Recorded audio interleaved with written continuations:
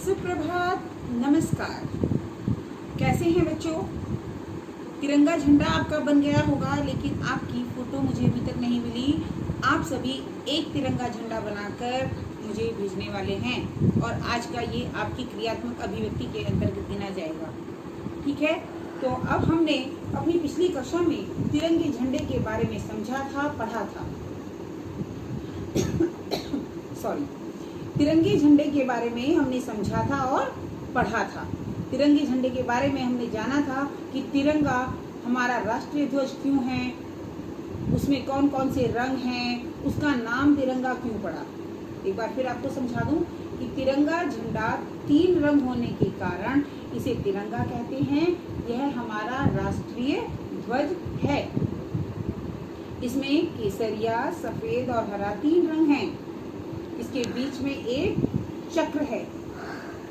चक्र से पहले इसमें चरखा हुआ करता था, लेकिन बाद में अशोक स्तंभ, सारनाथ के अशोक स्तंभ से जो चक्र का चिन्ह लिया गया, उसी के अनुसार इसमें ये चक्र को यहाँ पर स्थापित किया गया। अशोक का जो सारनाथ में स्तंभ है, उसके विषय में कहा जाता है कि उस पर 4 मुंह वाला शेर है, जिसका एक एक मुंह चारों दिशाओं में है। इसके अतिरिक्त अब हम आते हैं अपने, क्योंकि इस पाठ को हम अच्छे से पढ़ चुके हैं, समझ चुके हैं, इसके प्रश्नोत्तरों पर। प्रश्नोत्तर लिखने से पहले आप इसके कठिन शब्द लिख चुके हैं, शब्दार्थ भी लिख चुके हैं। अब प्रश्नोत्तर लिखेंगे। प्रश्नोत्तर लिखने का तरीका आपको बहुत अच्छे से पता है। सबसे ऊपर आप पाठ का नाम लिखेंगे, फिर नीचे लिखेंगे प्रश्न बीच में, और फिर प्रश्न लिखेंगे, फिर बीच में उत्तर, और फिर उसका उत्तर लिखेंगे और फिनिशिंग लाइन लगाएंगे। क्लियर? स्पष्ट है सबको ये चीज? आगे समझिए। पहला प्रश्न, भारत के राष्ट्रीय ध्वज का क्या नाम है? भारत के राष्ट्रीय ध्वज का नाम तिरंगा है। दूसरा प्रश्न, तिरंगे में चक्र के स्थान पर पहले क्या था? तिरंगे में चक्र के स्थान पर पहले क्या था? तिरंगे में चक्र के स्थान पर पहले चरखा था।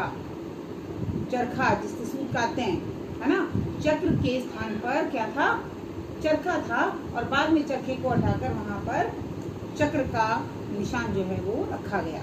ठीक है, तो उत्तर बनता है कि तिरंगे में चक्र के स्थान पर पहले चरखा था। अगला, तिरंगे का आकार, यानी उसकी आकार से मतलब है लंबाई चौड़ाई का अनुपात क्या है? तिरंगे के आकार का अनुपात क्या है? तिरंगे के आकार का अनुपात 3:2 है। 3:2, यानी कि 3 उसकी लंबाई और 2 चौड़ाई।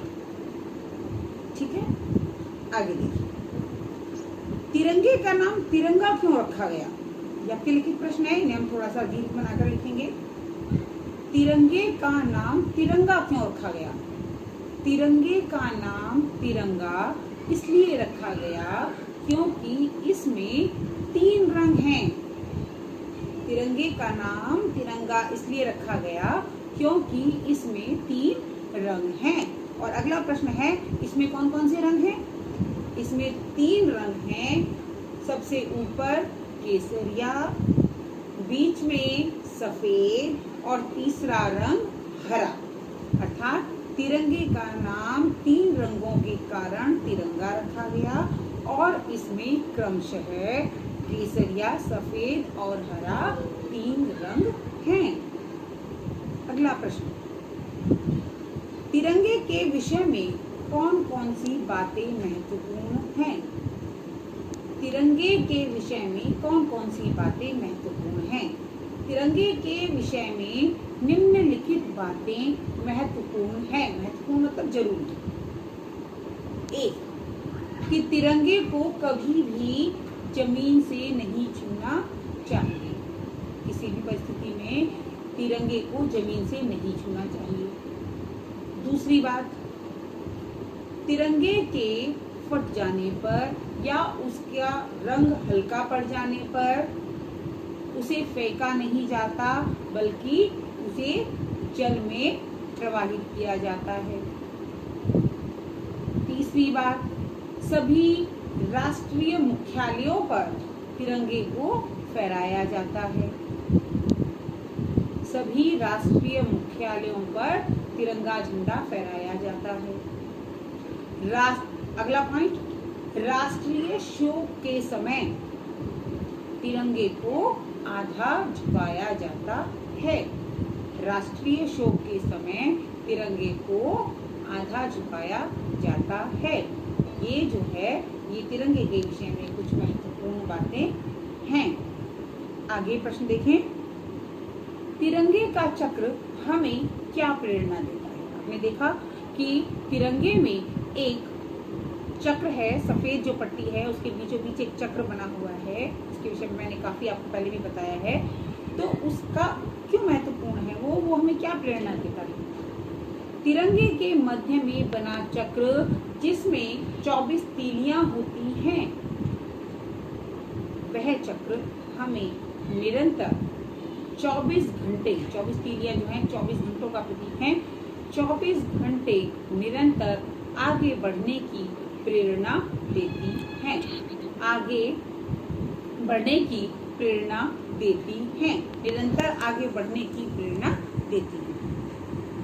इसके पश्चात हमारा राष्ट्रध्वज नित्य कहाँ कहाँ लहराया जाता है?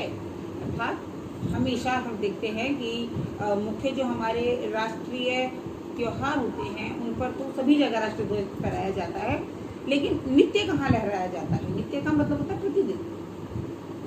तो हमारा राष्ट्रीय ध्वज नित्य राष्ट्रीय मुख्यालयों, उच्च न्यायालय, जैसे उच्च न्यायालय है, राष्ट्रपति भवन है ना, इस तरह के जो मुख्यालय हैं उन पर नित्य ही लहराया जाता है। आपको समझ आ गए होंगे ये प्रश्न। एक बार हम लोग संक्षिप्त में एक बार फिर समझ लेंगे। तिरंगे का नाम तिरंगा 3 रंगों के कारण रखा गया, और इसलिए रखा गया क्योंकि इसमें 3 रंग हैं, और 3 रंग कौन कौन से हैं? केसरिया, सफेद और हरा। केसरिया रंग किसका प्रतीक है? एक प्रश्न यह भी है, केसरिया रंग किसका प्रतीक है? तो जो केसरिया रंग है, तिरंगे का केसरिया रंग शौर्य और बलिदान का प्रतीक है।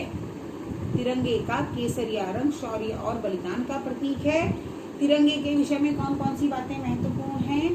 कि तिरंगे को जमीन से नहीं छूना चाहिए, तिरंगे को इधर उधर खराब होने पर फेंकना नहीं चाहिए, तिरंगे को पुराना होने पर या फट जाने पर जल में प्रवाहित करना चाहिए, उसे जल समाधि दे देनी चाहिए। राष्ट्रीय शोक में जो तिरंगा है उसे आधा झुका दिया जाता है।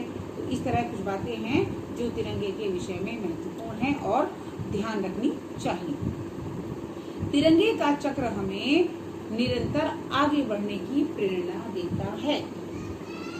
तिरंगे की जो 24 तीलियां हैं, मैं दोबारा बता दूं कि वो 24 घंटे का प्रतीक हैं, और तिरंगे का चक्र हमें निरंतर 24 घंटे आगे बढ़ने की प्रेरणा देता है। हमारा राष्ट्रीय ध्वज नित्य कहाँ कहाँ लहराता है? हमारा राष्ट्रीय ध्वज निरंतर नित्य कहाँ लहराता है? राष्ट्रीय मुख्यालयों पर लहराता है।